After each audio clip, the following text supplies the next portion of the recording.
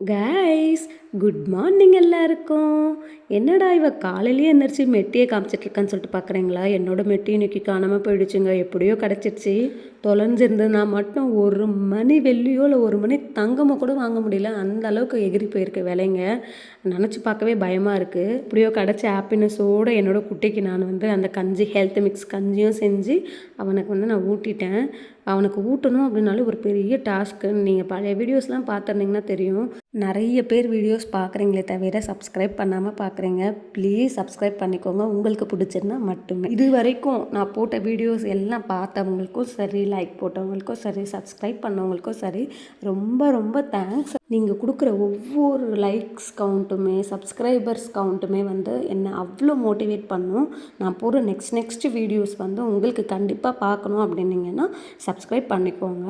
இப்பயும் சொல்கிறேன், உங்களுக்கு பிடிச்சிருந்தா மட்டுமே.